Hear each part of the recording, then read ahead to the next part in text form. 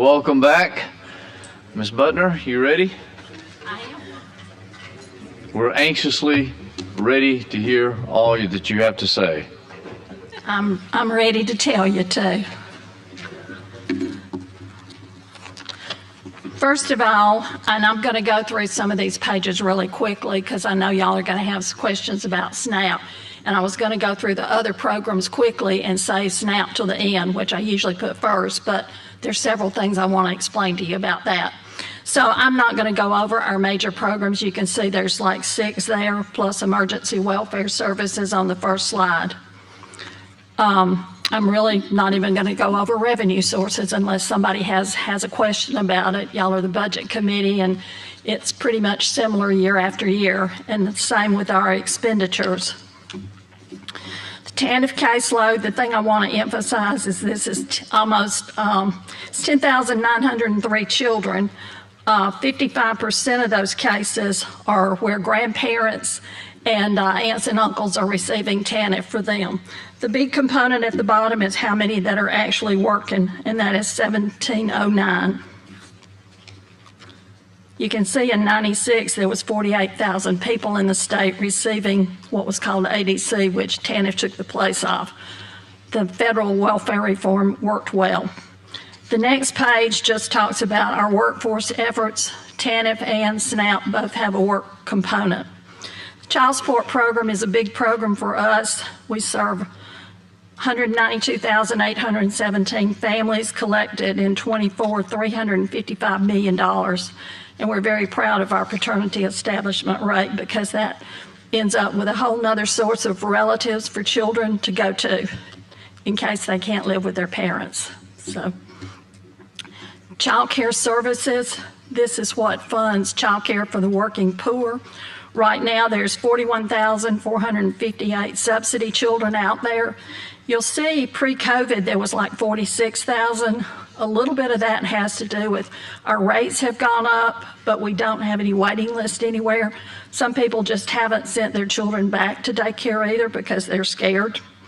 Last year, $257 million was paid out to child care providers.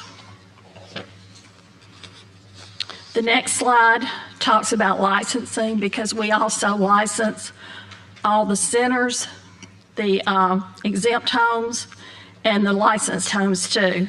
And I thought you would be interested, and I do have several pages that we've passed out to you all that if you want to talk to me or ask a question later, I just wanted you to kind of see the big picture of what all DHR is involved in and how much money runs through us every year too. But in 24, you'll see how many licensed centers there were. Then you can see 20, and you can see 2010. And you can also see that on the homes and the exempt facilities. The Quality Stars program is a program that we started several years ago to improve the quality of child care. And we now have, I remember when we had like 47 centers involved in it, and now there's quite a large number, 1,897. And a lot more people are licensed now than they were several years ago. So, in my opinion, it is working to improve the quality of child care in the state. On the Adult Protective Services side, we investigate reports of abuse, neglect, and exploitation of vulnerable adults. And then we also provide services for some of those vulnerable adults. You'll see in 24, 12,458 reports were worked. Seriously, not only in Alabama, but across the nation, this is a very unreported population because generally, or too many times, it's a family member that is the alleged perpetrator or the abuser of the elderly person. And a lot of times, family don't report on other families. Sometimes they do. A lot of our reports on that come in from various home health providers going into the homes, though. The next area is child welfare. Takes up a lot of time. That's really generally what we're always in the newspaper about too, or on social media. You'll see the total reports that came in 24 were 52,005 reports. And I can't stress enough that we don't make a report ourselves. somebody has to call us before we go out on a child welfare case. And you're kind of got people that want us to do certain things. You got people that don't want us to do certain things. So it's a catch-22 that our staff across the state find themselves in, because we just have to do what the law tells us to do, what the federal and state law tell us to do, and follow our own policy.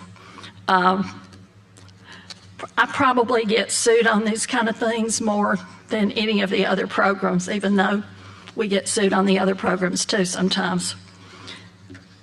The next slide has to do with the CAN reporter source, and you'll see law enforcement, 26% of the reports that we get, of that 52,000, comes from law enforcement. The next largest group is education. They used to run neck and neck until COVID came, and then the education dropped off a little bit. And then the next one has to do with social service personnel and then medical personnel. There are certain entities in the state that are what we call mandatory reporters.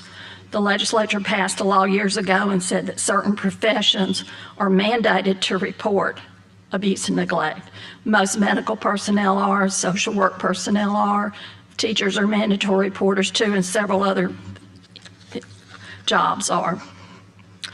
Now, when you look at children in CPS cases, that's children that are in their own home. They may have just left foster care and gone to their home or grandmother's home, and so the case stays open for a while to make sure that placement is going to stick, for lack of a better word. That's what we want. We don't want the child to come back in care. Some of these are where we went out. We didn't think it was enough to bring the child into foster care, so we wanted to open up a case, put services to the family, and see if we could resolve the issue without the child coming into care. So that's what we call CPS cases. Ms. Buckner, can I interrupt you for just something on this Yes. particular? I noticed that there's the high point was 2017, and since then it's been in decline. Now we're at the lowest level that we've been in a long time, 18 years or more. Is there a reason for that? Probably because we have a better array of services than we did, thanks to you all funding some things for us. Not to say we're where we need to be, but we are helping a lot with being able to develop some other services for them. And this is children living in their own homes? Could be grandmother's home that we opened up the case on, could be their own home too. Could be Okay. aunt's or uncle's home, but it's with family. All right. Thank you. Now, the next page has to do with foster children that are currently in care. And we are always trying to work to get that number down. We have to pick the child up a lot of times to get them out of harm's way, but once we get them out of harm's way, the best thing we can do is keep them out of harm's way and then work them back to their families. When all else fails is when we terminate parental rights, provided the child is under the age of 14 or 14 and over and agrees to terminate parental rights. So what we want to see is that number go down. We also want to see the number of months in care go down. You know, and this is where our judicial partnership comes into play a lot, because we can't do any of those things without the judiciary working with us. Guardian ad litems, parents' attorneys, and all that work with us to try to get these children, not, if we can't get them back to their parents, at least relatives. Sometimes, most of the time that works, but not always. Commissioner, just for clarification, and we talked about this a little bit yesterday, these foster children being kept by a grandparent, they do get TANF funds, correct? They can, they have to apply for them. Okay. But some foster children that are being kept by grandparents, what we like to do is license them as a relative foster home. That's a little more money, and it also leads them up to get, if the child doesn't go back home, it's what we call kinship guardianship, which is same pay as an adoption subsidy. It's federally funded and then state funded too. Okay. But that's something we've worked on to get that those kinship numbers up too.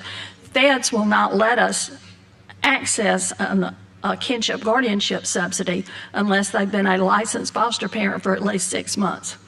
Okay. Yeah, I know we've tried to help them some on the opioid side too, Commissioner. And Yes. I went and met with them recently, and it was kind of overwhelming. Had no idea how many people were keeping their kids. It's a lot. Some of them were involved because they were in foster care, some of them were not. But if it's just a relative with a child, they can apply for TANF, and the grandparents' money does not count. If the child has money, it does count towards that TANF, but in that TANF budget. Okay, thank you. That's why 55% of the TANF payments now are grandparents, aunts, uncles keeping their relatives' children. The next slide gives you the demographics of the foster children in care. I'm not going to go over that. You can look at it for yourself. They're kind of in line with the ratios in the state. The next slide has to do with foster homes, and also at the bottom is other type placements. So we have various kinds of foster homes, and then, like I say, the other type placements would be like your sheriff's ranches, some of your other entities that are out there that keep children for us under contract and that sort of thing. We can't do without any of those people. Then the other thing is interesting, the entry to care reasons. And I mentioned this last year. You'll see when they get to be 14 years old, you see that blue area at the bottom of that bar. Those are relinquishments. And that's what's hurting us greatly. We can't say no. The judge gives us an order. We can't say we don't have a place to put them today. Can we pick them up next week? No. Is come and get them. relinquishment a euphemistic term for abandonment? It can be abandonment. It can be, I'm scared of my child, don't bring them to my house, and then the police brings them to us. It's easy to make a child in this state a dependent child. Of course, I disagree with it. I think when delinquency is a larger problem than that because parents scared of them, then I think they should be a delinquent child myself, but I'm not the judge. So it's really causing a lot of problems, and a child welfare system was never designed to deal with this type of child.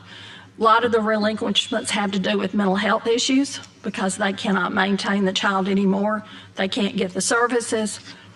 DHR gets them.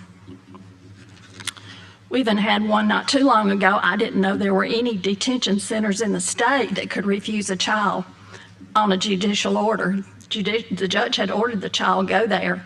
The child went back there and they refused him. And when we got to checking, that was in their contract with the county that they can refuse children. So all of them aren't run like that, but I was amazed that that actually happened. So when you look at the next slide, entries and exits from care, you'll see that they run kind of the same. It's about 3,000 to 3,400 coming in each year and about that number going out each year. Of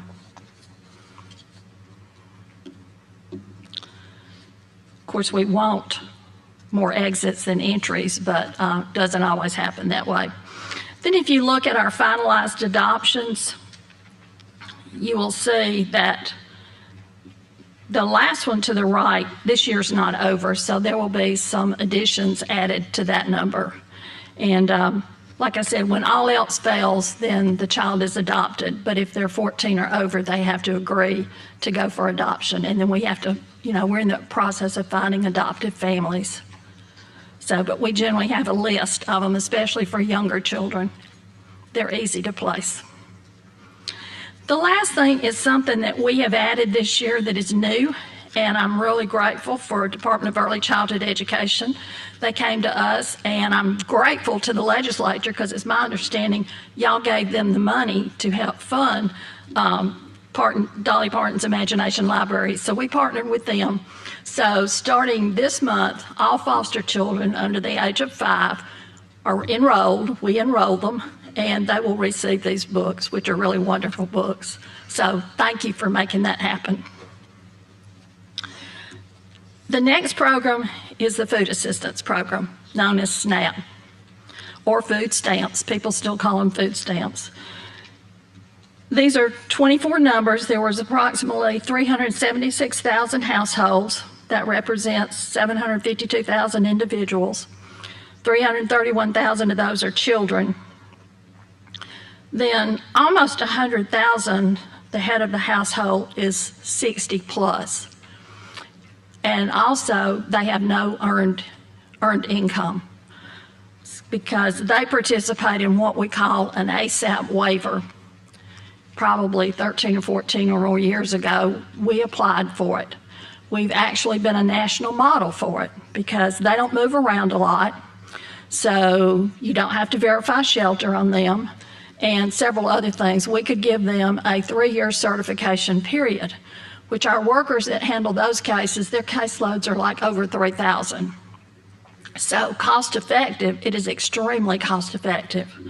But we're going to get over a little bit further what the feds do when they do QC, even though they've given us a waiver that we don't have to verify shelter. If they go in, they're going to verify shelter.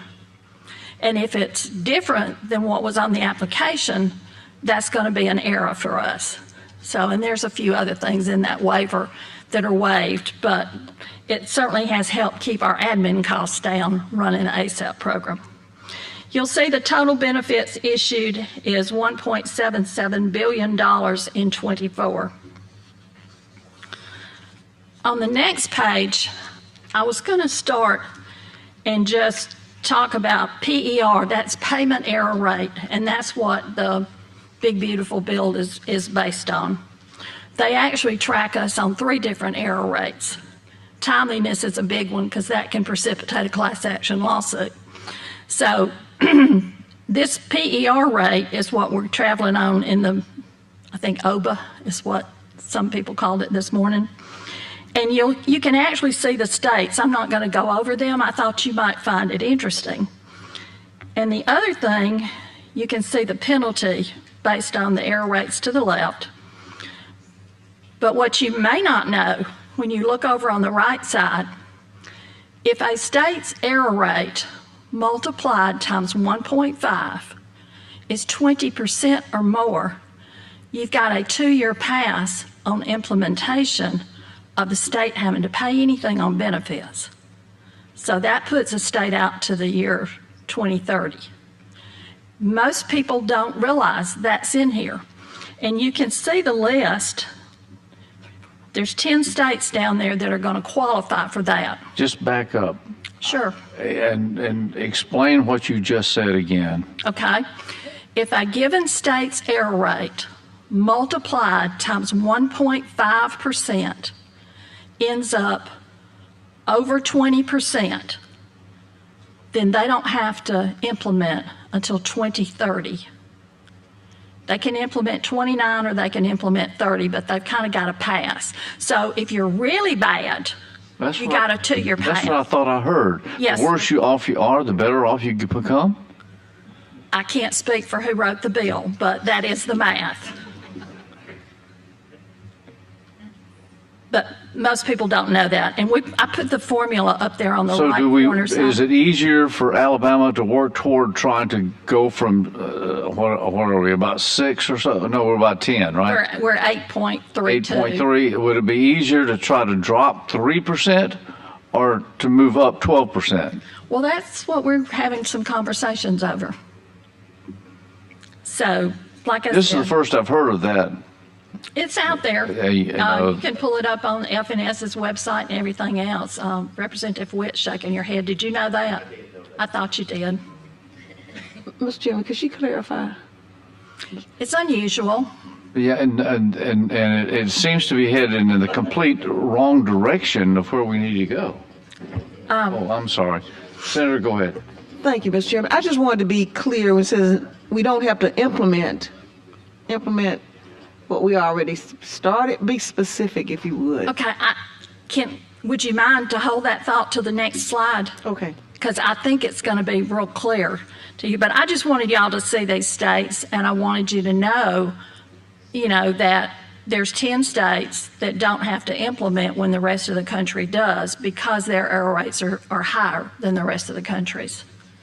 I don't know what the thought was. I have an idea, but we'll talk later. You know what it was. It's pretty clear. Okay, the next page has to do with error rate. And just so you can see where we've stood for the last 3 years, the zero region is the FNS has country divided up, and we're what's called zero, Southeast region. And you will see for 24, 23, and 22, we're number one as far as payment error rate in that region. Just to help you quantify what our error rate really means nationwide. I think nationwide we were number 16 in the country. But in this southeastern region, we've been number one. And right there, you can see what Florida and Georgia's error rate, they're on that good 10 list over there. So, all right, how's the error rate computed? We just said a while ago, our total average cases is 376,000. The number of cases reviewed for the 24 error rate, I'm on the right-hand side of that handout, was 1,109. Out of those cases, they found 175 errors. The total issuance for that year was $1.73 billion. The amount of error dollars is 36,206. To help you put it in perspective, 1.733 billion and 36,000 in error. And that's how we got the 8.32% error rate for 24. Any questions? Well, I got one more along that same line. I noticed on that one slide back, California, for example, and Connecticut are listed as 10% or more. And then to the right of that, you have the states that are would qualify for the non-compliance, I guess would be the term. The delayed implementation. Delayed in implementation. California's not listed there, nor is why is their error rates are higher and yet they're not listed on this? Well, if you multiply what their error rate was by 1.5%, that you've got to go over 20%. And maybe they didn't go over 20% when the 1.5 hit. Okay, But I assure we'll call you it mathematics and go from there. I assure you the first state on that list did. Yeah.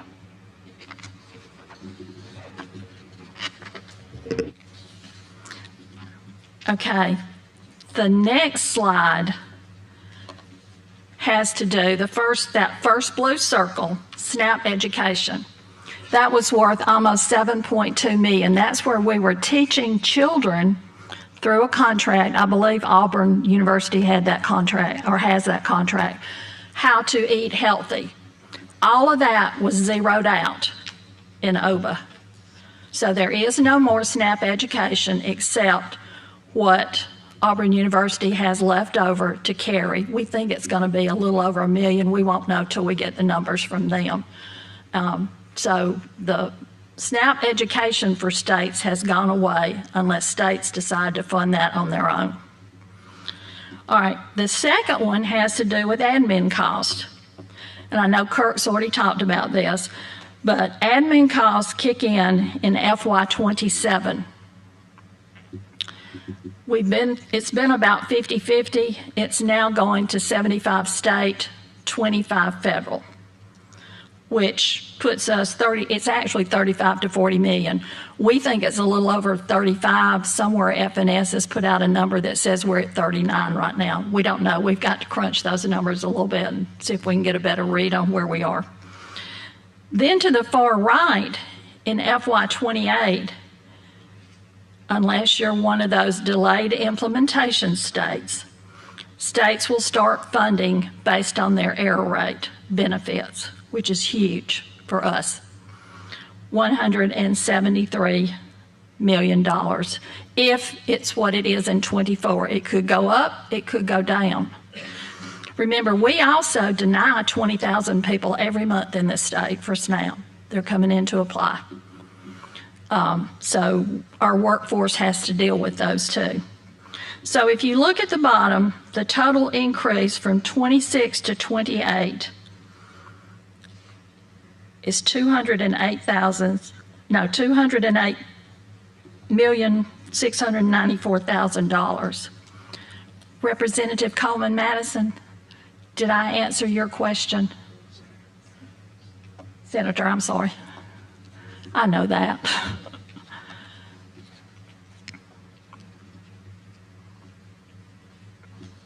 Any questions?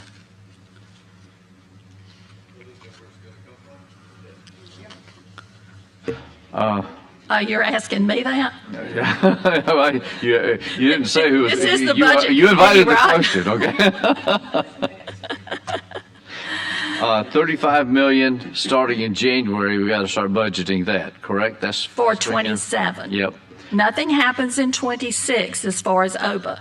Other than we got to 27, write the budget in 26. it is admin costs. And I know Kirk told y'all this morning that the admin costs currently are not coming out of the general fund. They come from something we've always referred to as food stamp sales tax, even though there is no sales tax on food. Kirk said it much more elegant than I did then. But I remember back, I don't know, it's one of the times Bill Newton was finance chairman, and I don't remember the budget chairs. But they were looking for money to help fund child welfare. And they said, you know, we've got this coming in, instead of carrying it over to use it all in the food assistance program, we're going to put some language in the bill, which I think is still in there, that says any carryover may be used on services for children. So if everything was like it is right now, there could be 15 or 16 million dollars. That doesn't make it to 35 though, because it's going to take 35 more than what we have now. And so then what happens to those child services? That's placements for children, and that's workers to go out and see about children. So that's a pretty serious issue here, really on admin costs too, in my opinion. So you got a question? Mr. Buckner, I do have a question, Mr. Chairman, if I might. I'm just looking at, and now this is just for Alabama alone, this 208 million. Yes. So, I mean, we're not the only states that's going to be caught in this web. Are other states doing anything creative or out of the box? And I'm just wondering, we're talking about food, which is, you know, something that everybody needs. And basically this is to those who can least afford. I'm just wondering if anybody's doing anything as local partnerships with statewide grocers or farmers or what. I mean, do we have any other model other than this being the source? Not that I know at this point. I think states are still kind of like we are. They're stunned because it is a lot of money. Well, we have a strong agricultural footprint here, so maybe we need to be looking at some options. I don't know. But it's going to take more than just you all and us at the table. It's going to be those people that have that ability to find out what we can do, food banks and everything else, I don't know, to fill the gap. Well, food banks are struggling, and I know Yeah, I know that they are. because I give them some money, federal money that I'm allowed to give them. And I've given them extra money this year because of all of the theft going on within the computer system, which is much bigger than our Alabama computer system is. It's a much bigger problem. I don't know if you've seen the publicity, but the Secret Service have arrested people in various parts of the country that are all tied into all that fraud. It's big, and it's millions and millions and millions of dollars. Commissioner, since you brought that up, I think we gave you some increased funding related to your IT system. You did. How's that going? Slow. We had hoped to pilot several months ago, and it hasn't come to fruition yet. But now, I don't know I don't know how much of that kind of fraud that's going to stop. We've done several things to try to slow it down since last fall, and we certainly thank you for the money. And but it's still a huge problem for us.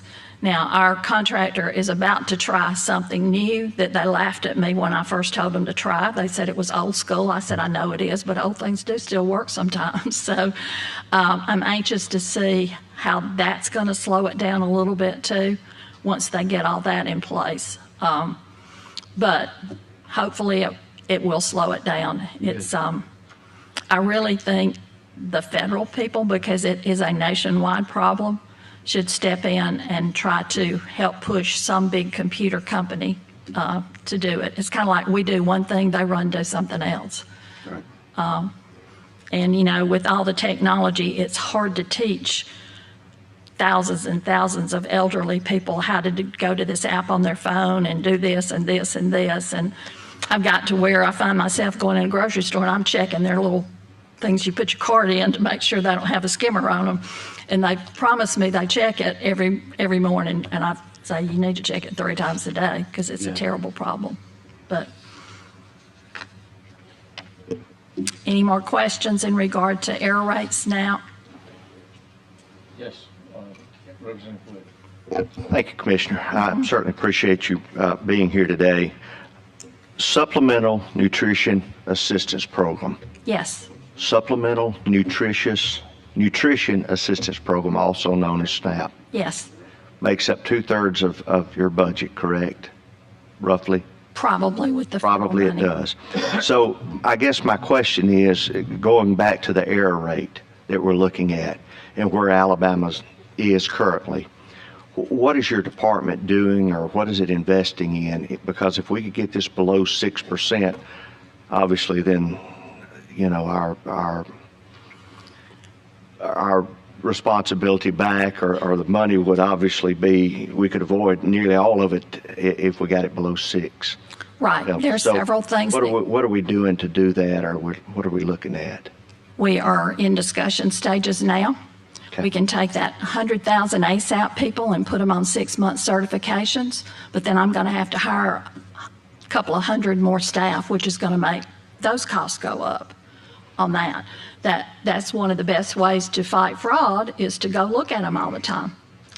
You know, when I first started out, we knocked on doors in the financial programs to check things out, but we found out that's really not cost effective to do that. So in trying to figure out what's the best way to stop some of this, then, like I said, it's pretty much increased cost, and you have to figure out, can you do something else to tighten it up, or it's this. And some of it's the roll of the dice, and some of it F&S could change, because it depends on what QC region you go with as to what things they count to.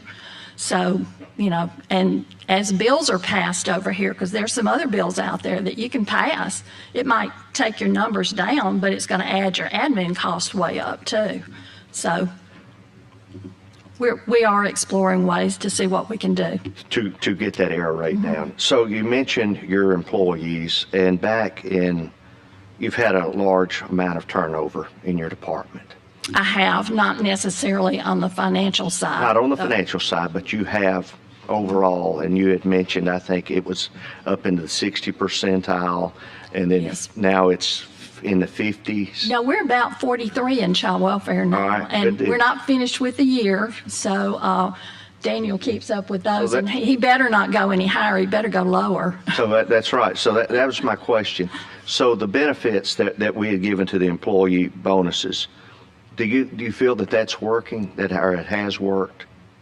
You know, I mean, y'all are confident in that the Yes. 17 million that we had allocated for that has done that. Okay. I just wanted to make sure that our retention, that plan was working, if that's what it was. So, Daniel, thank you. Good to see you. It's working. It's not working enough in child welfare, I'll tell you that. But between that and placements for children, it's Senator not. Chambliss. On the page before this, where it shows the error rate, can you help me understand how they calculate that error rate? What's that page number? I don't see a page number. Oh, 23. Is that the one? how they calculated the 8.32%. Yes, ma'am. If you will look at, yeah, there on the right, they pulled 1,109 cases. And out of that, there were 175 errors. And that's how they calculated the 8.32%. That's not a, Now, I have my expert with me. Can I ask him please. just a second? Brandon, you want to, come on. Okay. Mr. Chairman, that's fine, right? Oh, sorry. Okay. It's actually the total error dollars that's there, that's 206, divided into total, I'm sorry. The total error dollars that's down there that are reviewed, which is the 36,206, divided in the total of error dollars that were reviewed for that fiscal year, which is not on this current slide. That makes sense. So an error is not just an error. Right. A $100 error is different than a $1 million error because it's calculated that way. Yes, sir. Yes, thank you. So the error is depending on the dollar amount of the error. All right. Any more questions? Yes. Yes, sir. Representative Eastbrook. When you find somebody committing fraud in the system, what happens to them? If it's a client, we disqualify them. If it's a convenience store or some kind of store, we have to turn it over to F&S. They won't let us do those usually. So if it's a client, there's no repercussions? We cut them off. They're not prosecuted? Oh, yes, sir. Actually, or depending on the F&S rules, it could just be considered an overpayment. We collect overpayments too. And then on those that are worthy of prosecution, we always go to the DA where it occurs. If the DA wants to prosecute it, they do. Normally, if it's not that much money, they don't want to, but we give them the choice of doing it. And then if they don't want to do it, one of my attorneys will actually prosecute it and get the payment plan and whatever. Thank you. If it's a really big one, then the FBI is usually involved or Secret Service. Any? Representative Arnold. A question kind of following up on what Representative Witt was asking about, talking about the employees and how many have changed, moved, whatever the things are with causing the discrepancies there. How do we compare to states around us in terms of, say, Mississippi, Tennessee, Georgia, Florida? I mean, are they experiencing the same types of volumes of loss of employees? In child welfare, it is a nationwide issue somewhat. But with specificity to those who would have similar circumstances for their families, because the South is pretty common through, say, a lot of Florida, good portions of Georgia, almost all of Mississippi, and great portions of Tennessee. How would those states compare to how we're stacking up against them with the employee process? I don't have the specific examples, but I can get them for you. Thank you. I just was curious. I think it's similar in child welfare. Now, remember, our turnover rate on the financial programs, I think, and I've got a slide in here, I believe, with it on there, is only about 17% or something like that. It's noticeably different. They don't have to go out in the middle of the night. They've got a desk job pretty much and that, so it's a huge difference. That could cause the difference, I'm sure. Oh, huge one. Representative Sellers. Thank you, Mr. Chairman. Yes, ma'am, I have a question on the $36,206 on the Aero dollars. Yes. Can you tell us how that seems like a very small amount. How is that calculated? Is that total Aero dollars is actually 36,000 just on those 1,100 cases? Yes, sir, and that includes underpayments and overpayments. Okay. And it's state errors and client errors. I mean, it's agency errors my workers have made and errors the clients have made. Right. Now that's 1,000 cases reviewed out of how many total cases do you have? Like 370 something thousand. It's on that Okay. same slide. That explains a small amount. Okay, thank you. I'm confused about one thing. Okay. Well, okay, maybe more than one. this amount that you've given us here, the 35 million and then the 207 million, is that related to the error rate? No. That's in addition to? The 208 million is in 28 when we have, if our error rate stayed the same, that would be the percentage of benefits we would have to pay in addition to the. So it is related to the error rate that we have.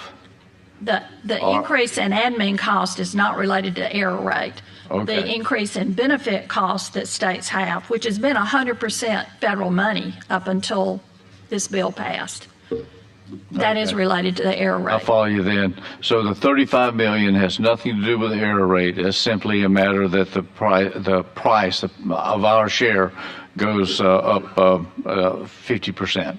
No, it goes up 25 more percent. Yeah, from 50 to 75%. Now it's going to 75. Yeah. All right, and then the 2028 is the admin cost going up and the error rate benefits? Or do we Right. take the 35 million and add it to the 208? No, the 35 is added to 173 on page 24. Okay. That bottom right-hand box. And what that is showing the difference from 26, where this does not affect us in 26, Correct. how it affects us in 27, just the 35 million more, and then how it looks in 28, which is counting that same 35 million Correct. and adding 173,694,000 to it, based on our 24 numbers, because that's all we've got to go on right now. In 28, those numbers could change depending on what our error rate is or anything else. Is that point? Error rate, number of clients. And that are that's going to be receiving. calculated based on 27 or 28, or do we know yet? States can choose, it's my understanding, 25 or 26. Is that right, Brenda? So they have the option of choosing what numbers to use. Yes, we do. That's even worse news. But then when you get to 29, you go back to the third year prior to that, I believe. Okay. Senator Chambliss. Can you give us, or me, maybe everybody else knows, but just a few examples of what an error is? Yes, an error is, say grandmother moves a grandchild into her home and she doesn't report it. And then QC comes out there, say 6 months after that child's in her home or 4 months after, finds it. It makes a $57 difference in her budget. That's an error. Could be Beyond your underpayment control. error though. Beyond your control, though. Oh, yes. Yeah. Client errors are beyond our control. And I think our error rate is about 48% agency errors, 52% client errors. Okay. Yes, What, sir. what would be an example of an agency error? Just say they did the math wrong or something, which is unusual because it's all in the computer, but maybe there was something on the application that they didn't pick up, that say so-and-so's got a little part-time job over here making a certain amount. And they didn't. Transpose numbers or something? Yes. Okay. All right. Thank you. But it could also be as simple as a job verification form that comes in late, Yes. falls into another month, so. Yes, they're due by the Control. 10th of the following month if it's over, 130%. Say they didn't send it in till the 20th of a month. If we didn't catch it and get their amount fixed for the next month, that's an error. It's a very sophisticated system, and it's been in place, I believe, ever since we changed over to EBT cards, I think. I mean, I can remember when the state gave out commodities, and food stamps is what they were called back then, took the place of the commodity program. And then we came along and did away with food stamps, and then we got EBT. So the is it fair to say that the error rate that we have is predominantly due to client error, not agency error? I'd say half of it is. Half of it is? Or a tad over half. Yes, sir. All right. And the only way we have to reduce that number would be closer inspections? Yes, sir. Right now, I mean, that's all I can think of, but I'm not through thinking about it, and Brandon's not either, and our other team that's looking at what kinds of things we could do. We've talked to some other states recently. They call me because there's also something out there about our admin rate, and we have a very low admin rate for the number of clients we're serving. Tennessee called, and somebody else has called, and we're still talking to them. But the main reason our admin rate is as low as it is because of the ASAP program we're running. When you got a worker that's carrying over 3,000 cases compared to the rest of our workers in the state, they're at about 550. You're saving a lot of money. But then again, the things that you do, you can get dinged on them for your error rate. Our error rate, I believe 12% of our error rate has to do with ASAP errors. So that's 12% of 8.32. So, you know, we're trying to see, is it worth it to do away with that waiver for ASAP when you know you're going to have to hire a couple hundred more people to do it? Or leave it like it is, take your 12% of 8.32 and try to make it up somewhere else. So right now we hadn't finished the fiscal year yet, but we're at 7.9 right now. Don't know if it'll hold, don't know if it'll get better, don't know if it'll go up. We won't know that till after everything's closed out for this fiscal year. And who calculates the error rate? Oh, the feds do. Yeah. And they get to choose the numbers, as we said. Yes, sir, they do. Okay. Mr. Chairman, just one question. How do the clients know? Are they notified? Do they know about these errors? Yes. How do you educate them about that? Because I'm just looking at if a grandmother moves a child that may be in need of assistance or help into her home, she may be thinking that she's doing the right thing, and we try to keep families together. So I'm just wondering, do they know about these error rates and the penalties for them? Well, they don't understand error rates, but they know about moving people in their home or out of their home. And the same thing could happen. We could have had a grandchild in the budget. The grandchild went back to the parents. Grandmother forgot to tell us that she left, so that's an overpayment, you know, either way. And Once she an has to pay underpayment that is back? over. She would have to pay that back? Yes, Or we'll somebody. try to get it back. Unless, I think if she receives SSI, maybe we don't. If she receives SNAP, then we would take it out of the SNAP payment. Yeah, that's F&S rules. We get the money back if we can. It's a pretty aggressive thing, and I know y'all were talking about fraud earlier today. We collect about $5 million a month in fraud that has to do with SNAP and TANF, mostly SNAP. So it's a pretty aggressive stance we do on it. Any more questions about SNAP? Just have one. You did mention you are having conversations with other states and what they're doing. Who are those states? Are you willing to say that? Or, I mean, obviously it looks like some rural states that are not on here and some out in the Midwest. Are you having conversations with those states to see why that is? And then I'm looking at 2028 and I've got $208 million staring at me on a screen that frightens me. And it should frighten everyone up here. Right. So I would have everyone at your department that's got a belly button, have them behind the desk looking for the error rate to try to get it down. That's what I would be doing. When you do that, you mess up your timeliness rate too, and that's a class action lawsuit. And I'm in one now on child welfare, so we really can't tie up everybody looking for it. I agree with you completely that we got to look for it, but like I said, they are carrying 3,000 cases, and if you've dealt with senior citizens, your phone rings all the time too. So, and when we don't answer our phones, they're calling y'all to call us too.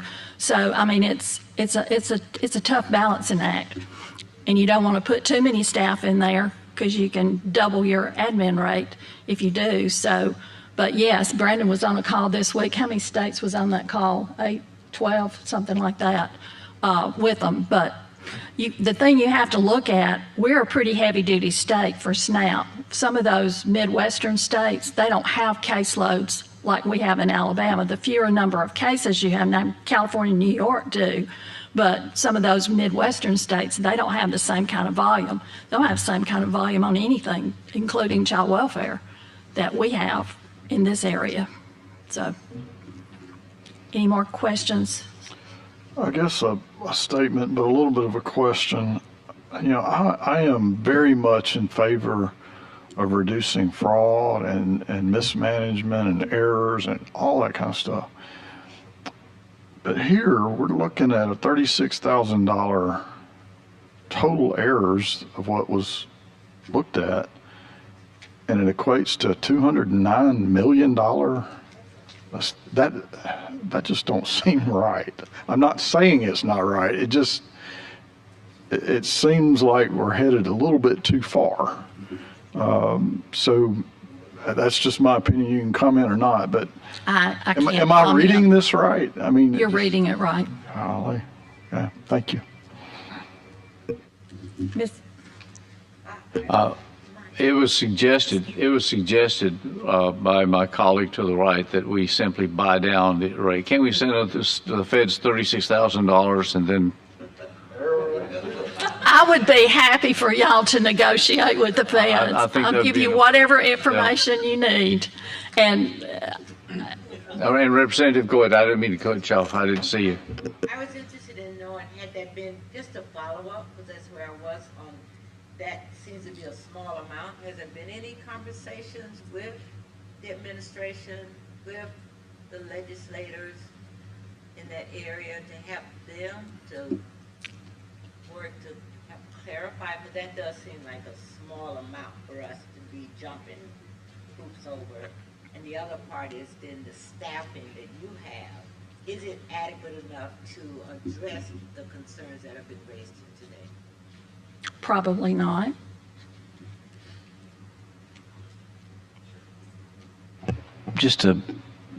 I guess it's a scale issue. The $36,000 was based on the 1,100 cases, correct? Mm-hmm. And you have 300,000 cases, so the total is a bigger number than that. Probably. Yeah. Yeah. Yeah.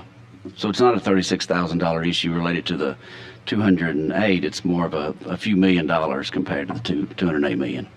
No, it's actually that issue because this is a long-standing system and this is how it works. And if you get this error rate, then that's what you're going to pay as a state. Well, yeah, I understand that. I Yes. think people are confused about the only errors we had for the entire year was $36,000, and that's not really the case. That's just on this sample of 1,100.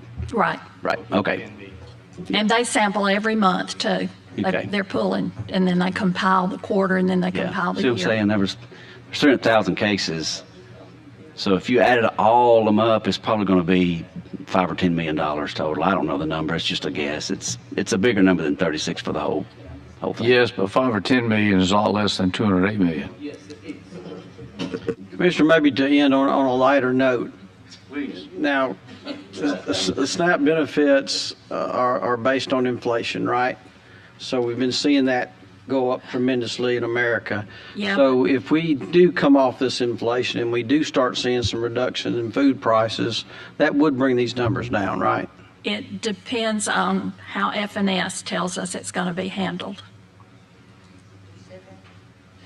Food and Nutrition Well, Services. the chart would obviously I don't begin know. It to depends on how they. digress. We've got no regulations about these changes at all. Okay. Matter of fact, not this bill, but something else we got on that said that we're not going to hear from them on a certain issue because they don't have the staff anymore to deal with that issue. Okay, very good. Well, congratulations on your retention, increase in retaining our employees. I know your numbers have grown. I know Yes. we heard from you in 19, 20, 21, it was bad. And so certainly I know y'all about turned something around and doing something right there, so thank you. Yes, can I just mention the Yes, other ma'am. pages quickly? The greatest challenges, number one is we can't say no. And I mentioned it a little bit earlier, but it's causing the number two problem because, again, if a child is delinquent, There's a gun, mama's seen it, she tells a police officer he can't come back to her house. They don't find the gun, or they may have wiped out grandmother's bank accounts and all. We're getting those kids as foster children, and we have been for several years. And I don't know how much longer we're going to be able to keep our head above the water, honestly, because it's killing our staff. That has a lot to do with our staff turnover. And then we're also getting these kids that have serious mental health problems, to the fact that we are trying to build a mental health unit within DHR. That's the basis of my class action lawsuit. I don't have enough or the right kind of mental health services to serve the children that we're coming in contact with. You see us in the newspaper all the time. You don't see other agencies that much. You may be seeing us because we're about the only game in town for picking up children, because we can't say no. We say no, something happens to a child, that's $1 million plus lawsuit for us. So we're stuck. So appreciate any help you can give us. I'm not going to go over the others. You can look at it. It's pretty self-explanatory. Be happy to talk to you if you have any questions, though. Thank you for your semi-thorough.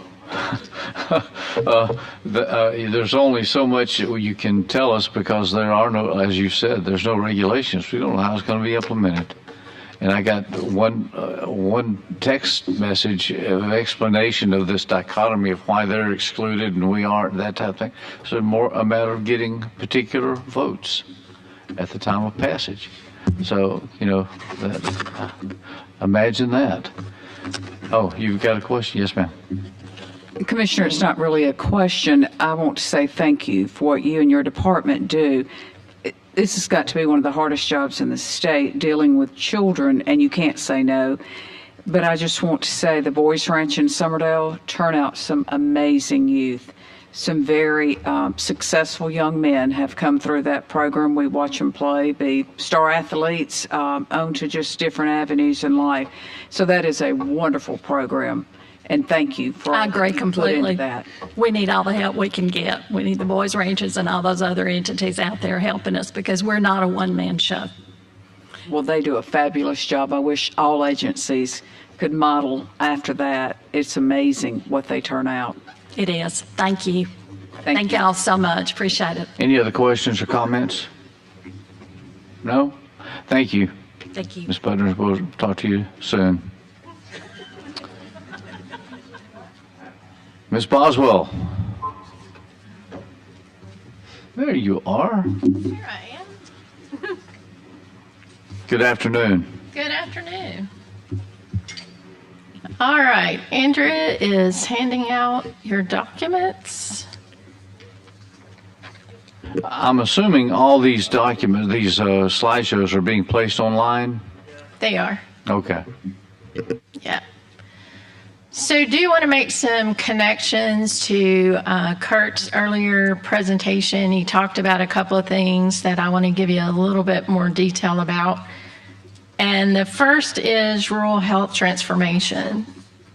So many of you have heard about this. Some of you heard about it in DC. Some of you heard about it at BCA. And again, Kirk mentioned it this morning. It is part of the big, beautiful bill.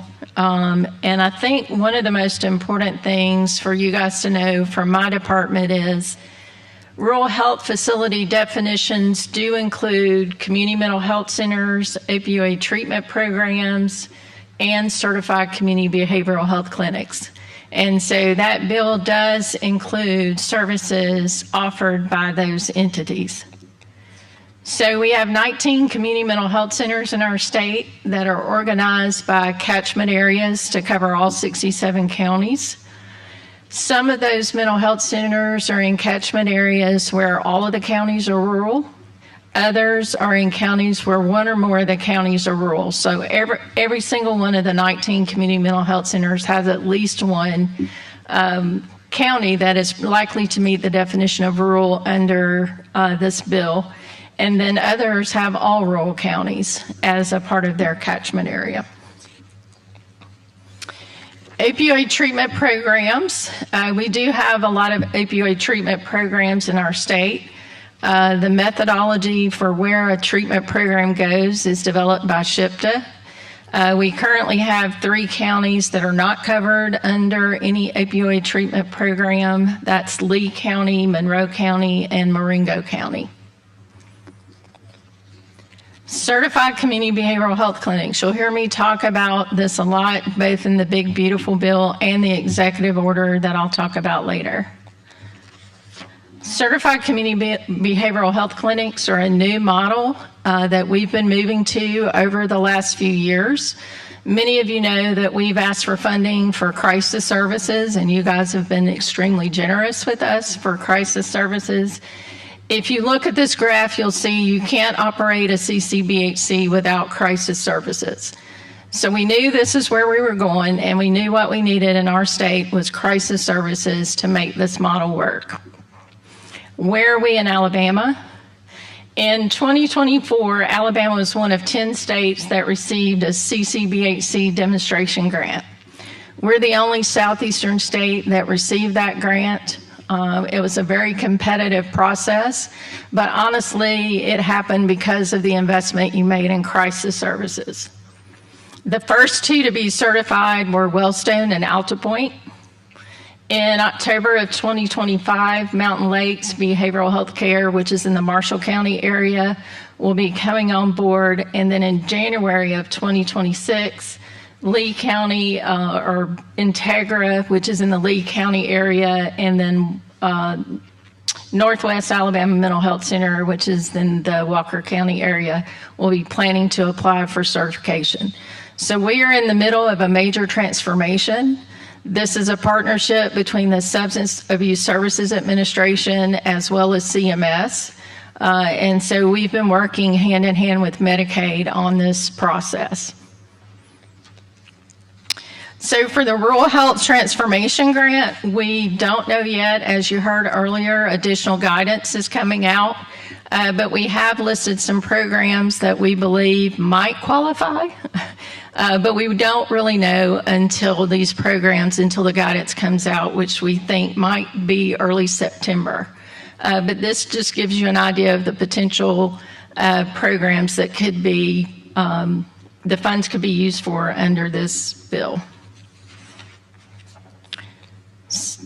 So federal impact to the department. My news is a little bit better than Commissioner Buckner's. And yes, I remember the cheese you used to get instead of food stamps. I lived with my grandparents, so we got cheese from the food stamps. So in ADMH, 59% of our budget is federal. That varies by program, which we'll talk about a little bit later. Our budget is at $1.5 billion right now, and $929 million of that is federal dollars. This gives you a little bit of an idea about how that's changed over the years, the portion of state dollars versus federal dollars within our department. We were at 63% federal in 2010. We are at 57% federal currently. So again, this morning, Kirk mentioned some discretionary grants. These are the 3 discretionary grants we have in our department. This is kind of where they stand at the moment. That could change. So for our Community Mental Health Services Block Grant, they are at level funding as compared to 2025.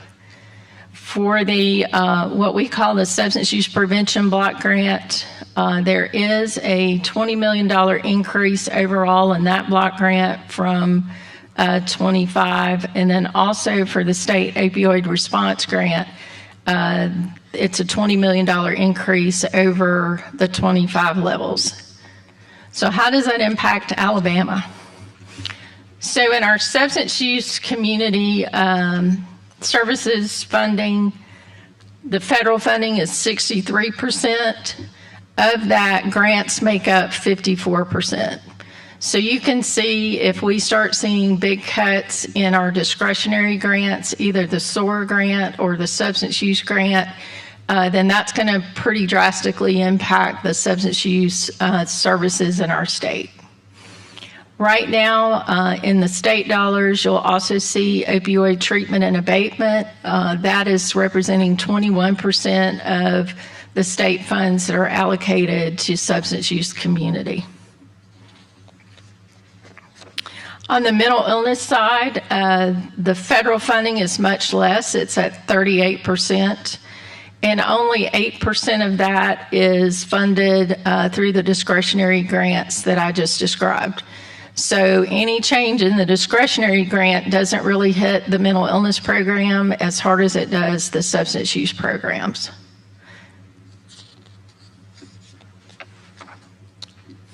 On our developmental disability side, as many of you know, we serve over 5,000 people in the community on the developmental disability side through a Medicaid waiver program. We are not seeing huge changes in that program. Initially, there was great concern about that program and whether or not there would be cuts. The only sort of process requirement that may impact us is previously we were doing eligibility determinations annually, and now they're going to be done every 6 months. And so often when there's a change like that, we see a decrease in participation simply because people are not used to the process. So you may get some phone calls about eligibility and people getting kicked off. If there's a legitimate reason, obviously, then that'll just be the end of that story. Sometimes it's just a process issue where they're not used to turning in all the documents that are needed to determine eligibility. There is a new waiver, the creation of a 1915C waiver that does not require institutional level of care. And we don't know much about it. We're still waiting for guidance around that to see if that's going to help us in our state serve more people. It won't be effective until July 1st, 2028.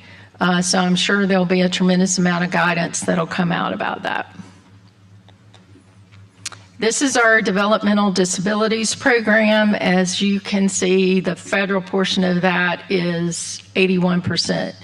And so anything that happens on the federal level around this program is huge for us. And thankfully, so far, we're not seeing any cuts. You do appropriate that federal funding, as Kirk outlined this morning. That is a part of our budget. It's Medicaid dollars. It's not a part of the Medicaid budget. It's in y'all appropriated in our budget. So there's also an executive order that is going to have an impact on several things within our department. So the executive order, President Trump's executive order on ending crime and disorder in American streets does have a section on harm reduction. So really the Substance Abuse and Mental Health Services Administration is required to use evidence-based programs and really can no longer fund programs that fail to achieve adequate outcomes, including so-called harm reduction or safe consumption efforts that only facilitate illegal drug use and its abatement harms. So thankfully, in the last few weeks, we've received further guidance. What you see on the screen are the things that are approved for harm reduction. That includes naloxone distribution, fentanyl test strips, xylazine test strips, medication lock boxes. Those of you who are on the Opioid Commission will be familiar with these because you see a lot of grants and other things that fund these projects. The things that are not allowed are not things we've ever done in Alabama. We don't have safe consumption sites. We don't have syringe exchange, and many of the things that were excluded in the most recent guidance. The other part of the order is around restoring civil commitments. And thankfully, we don't currently have any consent decrees that require us to integrate folks in the community. And as y'all know, we've been talking a lot about the need for increasing civil commitment beds in our state. So we are on point with this. We'd be happy to have more civil commitment beds in our state. There is some language that talks about step-down programs and other treatment options. And so in addition to this section, there's also a section 4 that talks about redirecting federal resources toward effective treatment. And in that executive order, the two things that are mentioned are assisted outpatient treatment and CCBHCs, including the crisis services that are offered through CCBHC. And so thankfully, we're ahead of the game a little bit. The administration is very supportive of the transformation to CCBHC. And outpatient treatment is one of the most effective things. Assisted outpatient treatment is one of the most effective things we can do. And towards the end of the presentation, I'll give you an example of what that is. You look like you have a question. You're good? Yeah. Sir, you're going to store them all up. Oh boy, that sounds like fun. Okay, why are people with mental illness homeless and in our streets and being incarcerated? And this is something that happens to individuals, and I'm not going to be able to say it. Anosognosia. Can never say this word. That's why the phonetic spelling is on the screen. Anosognosia, which basically means there are people who are mentally ill who don't believe they're mentally ill. And so those are the individuals that we serve that are the ones who wind up incarcerated, hospitalized for extended period of time, and homelessness. So 50% of the people with schizophrenia don't believe they have that disease, and then 40% of people with bipolar disorder do not believe that they have a mental health issue. It's the primary reason they don't seek treatment and refuse to take their medication. It is a neurological issue. It is not a choice. They're not just being difficult. They really don't believe that they have a mental health issue. It's sort of like if someone told you were diabetic and you had to take insulin every day and you didn't believe you were diabetic, you're probably not going to take the insulin. And so this is a situation for many, many people who are living on the streets and refuse to get treatment and will not take their medication. It is not the same as denial that we talk about on our substance use side, where people deny that they have an addiction. It really is a neurological issue. As you can see, one of the best solutions to that is supervised assisted outpatient treatment. So I did want to give you just a little bit of a view of where we stand with civil commitment beds, since that's so much a part of the executive order. We are at 3 to 5 beds. These are state psychiatric hospitals, and it shows how many state psychiatric hospitals we have compared to all the other states. I was a little shocked by this. I thought we were going to be on the lower end. It certainly feels like we should be on the lower end. But we are at 3 to 5, which is really on the higher end of the number of state psychiatric facilities we have.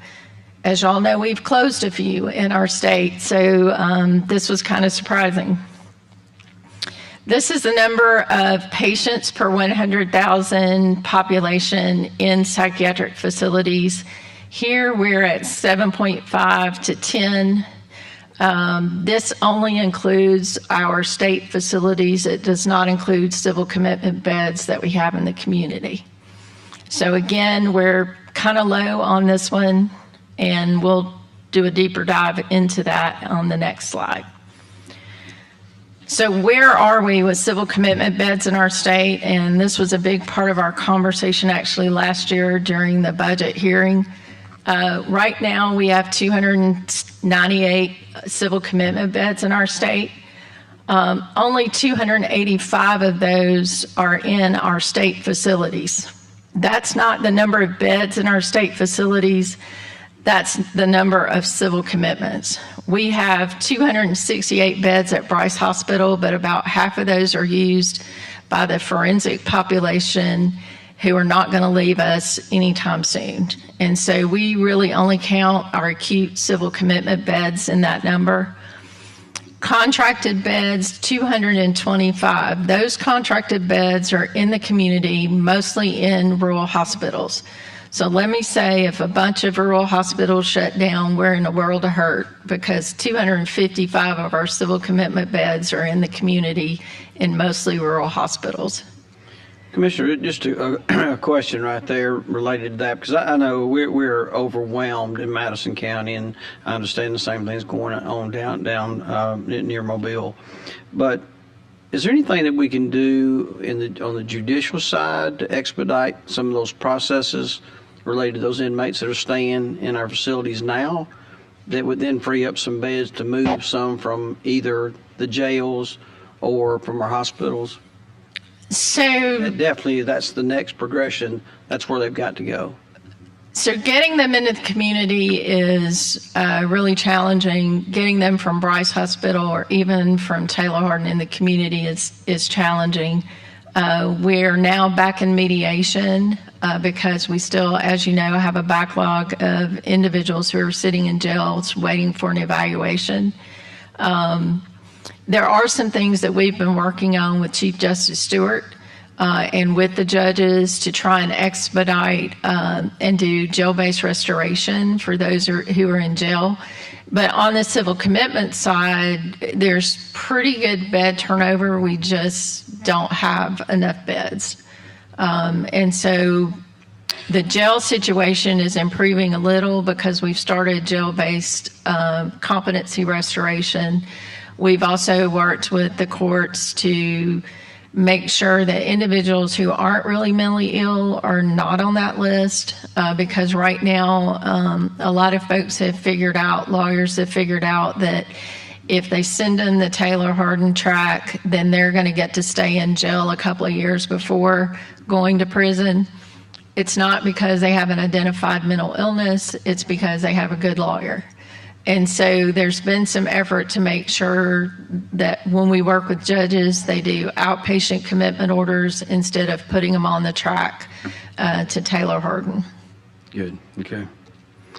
Yeah, I don't know. I think it's so bad that some of our local communities probably are going to move ahead of the state, quite frankly, in trying to put something in their communities just to relieve the pressure from our jails and our hospitals. It's just overwhelming. Yeah. I will take my turn now, if I may. Sure. We don't have enough facilities, okay, hospitals, beds, or whatever. Now, I know you showed us a color chart that showed that we seem to be with 3 hospitals, that something's not correct there, or we're counting something that we shouldn't. I don't know. But the long-term beds, long-term facility, instead of jails, is where we can treat them as what's needed. We've known that for a long time, but we're not making any progress on getting those.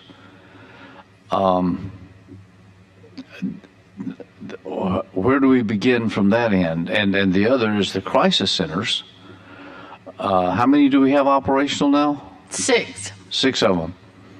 And are they fully employed? They're full. They are. All 6 of them are full. And what's the average stay there? So as you can see from this chart, there are involuntary beds and voluntary beds. Right. Crisis centers are voluntary. So people have to be willing to go to a crisis center, and we have 180 beds there. And they're all taken. And so extended observation, they can be there 5 to 7 days. So the longest term they can be there is 5 to 7 days. If they're over on the other side through a civil commitment, then the stay is much longer. But what the graphs don't show is what the need is, right? So we know now that we need 30, at a minimum, 30 beds per 100,000 people in our state. And right now we're at 13.7 beds. So how do we fix that? So you guys appropriated money this last time, and we also have some money from the opioid settlement dollars that are going to allow us to stand up 57 more beds over the next couple of years. And so we whittle away at it a little at a time and stand up as many beds as we can possibly stand up. And so there was $5 million, I believe, dedicated from the opioid settlement dollars for co-occurring civil commitment beds. And then we do have some facilities that, but for some of that funding, would be closing right now. So we have two objectives: protect the facilities that are there now and give them a reasonable rate, because some of those community hospitals are getting a very low rate from us because we negotiated that 10 years ago. And then we also need to expand the number of beds we have in the state. Yeah. So we're working on it. But still, and correct me if I'm wrong, still that does not, and I appreciate that work, but that does not facilitate the incarceration of the inmates / patients that I'm referring to, right? They just can't go to a community health bed like that. So as you guys know, we're adding 83 total beds to Taylor Hardin for those who are under a court order through the court system because they've committed a crime and been determined not to be competent to stand trial or not guilty by reason of insanity. And so most of the time when you're seeing folks in your jails, a lot of those who are on the wait list for Taylor Hardin. So starting October 1, we'll begin a phased-in approach to adding folks into that new building that you toured a few, I guess, last year. And we're very excited about that. We have the funds to phase that in, but, we need a full year of funding to be able to staff those 82 new beds at Taylor Hardin Secure Medical. Commissioner, if I may, though, we don't have beds, we don't have space, and yet, if I might, we your department, I think, still owns Searcy. Yeah. Okay, it has a fence around it. It's still guarded, and it's pretty good sized facility. May not be the best of places, but that's been sitting there for 2 decades empty. Mm-hmm. We have purchased the old place in Perry County, the old light prison thing. Yeah, but it's being underutilized at this point. I mean, it's mostly vacant at this point. My point is that there seems to be opportunities that's been there for some time, but we haven't moved in that direction in trying to find a way to use spaces that we have, nor have we looked at doing and developing training so that we have more people that can treat them and care for them. I appreciate, like the chairman next to me, I appreciate all the work that you're doing, but we don't seem to be on pace to actually solving the problem. And I'm not trying to be critical. Sometimes that comes naturally to me, but I'm just trying to figure out, how are we going to make a difference? Yeah. Because we're taking one step forward, but we're losing ground at every step. And those are my concerns, and I guess that's my face reflected some of those concerns earlier. Sorry. So there are 2 reasons we reduced beds in our state, civil commitment beds. The first one was the Wyatt settlement. And so we shut down a large number of our state facilities based on a court order. The second was the $40 million cut to the budget in 2010, where we shut down Searcy, we shut down Partlow, we shut down Grill, we shut down North Alabama. And so we've done different things with those facilities. Yes, we do still own Searcy, which was formerly Fort Stoddard. So that tells you how old it is and what kind of shape it might be in at this point. And so those are really the 2 reasons why those beds were closed. I happened to be the HR director when those things were happening, so I remember it well.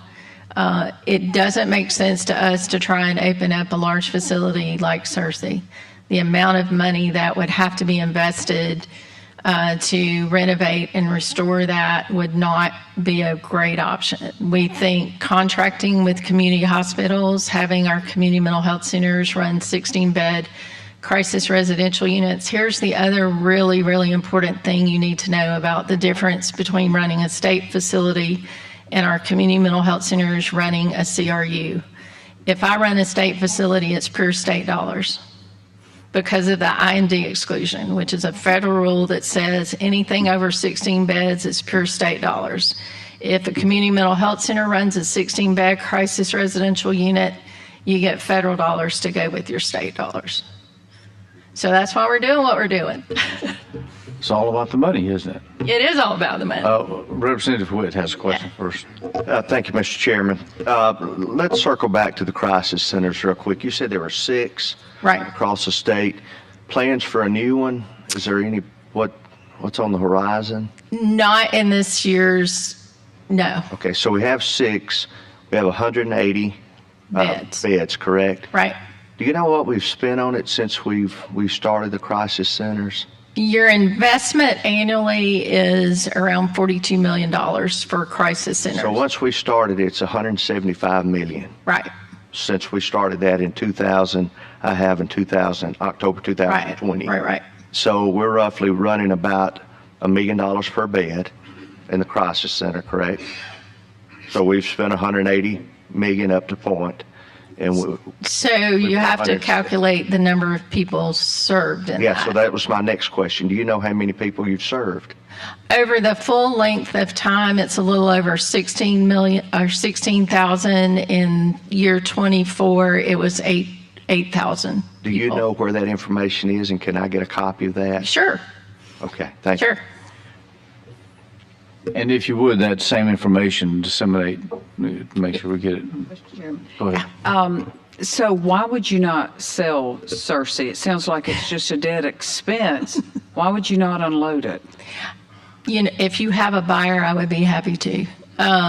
It is, there's some historical buildings there that are really under the supervision or state historical commission overseas, because it really was Fort Stoddard, which was there in the mid 1800s. The other buildings are in pretty bad shape, and so we have not had people lining up to want to buy Cersei. There's also a fairly large cemetery there, and so we just haven't had. We sold Grill, or transferred Grill to the Community Mental Health Center. We sold North Alabama, but Cersei is much more challenging in terms of the layout and the buildings that are old. Some are historical, but others are just in really, really bad shape. Okay, thank you. Yeah. Okay. Commissioner, the long-term care, is it your feeling, based on the information you've given us today, that would not be something that we would be considering? It is something that we're looking at for sure. It is, we recently did an RFI with our community mental health centers, and there is a community mental health center that is ready and able to stand up what we call a high intensity unit. We know that we need some high intensity units. Those units are more expensive than our regular crisis residential units, and so we are absolutely looking at increasing the number of high intensity units. Any other questions or comments? So the other, just wanted to share with you a little bit about what one community mental health center is doing here in Montgomery. They are working with UAB, Montgomery Psychiatry Residency, to do street psychiatry. So going out into the community with a team of psychiatrists and nurse practitioners that can address the homeless issue here in Montgomery. They are also doing assisted outpatient treatment in collaboration with the Montgomery Probate Office and for those folks who have a co-occurring mental health and substance use issue, as well as employment. So assisted outpatient treatment means someone is still under a court order, but they're not having to live in a facility. They're having to take their medication, they're being monitored, but you don't have the cost of them living in a facility. Same number, we just got more beds. And then also there's some other approaches to gun violence and behavioral health crisis in the community for here in Montgomery that they're working on with the district attorney's office. All right. Commissioner, Yes, sir. we understand your, as much as we can, we understand the difficulties you're faced with. And we don't mean to be obnoxious. Some of us are naturally that way. Right, Representative Witt? Anyway, we appreciate you coming in. We appreciate what you're doing. We will look forward to continuing to work with you to try to resolve Alabama's issues. Great. Chairman. Thank you. Commissioner, and I do want to follow up on that. I'm glad to hear that you're in communications about some of those high-intensity beds, and certainly, again, we're maxed out in Madison County. We're at a critical point, and I think there may be a partnership there between the city and county to relieve that pressure soon. I think one of the sites may be our legislative office, but anyway, we got to focus on that, and you've heard the speaker say publicly that's a priority for him. Long-term beds. We've Right. got to figure it out from a funding standpoint. Obviously we've got a huge challenge coming up with the prison in Escambia. We've got to figure that out before we commit to a facility like that. But I believe it is a priority for this legislature. Great. Thank you for all you do, you and your staff. Thank you. With that, we'll stand in recess, or is it adjourned, or we'll quit until tomorrow morning at 10:30. Thank you.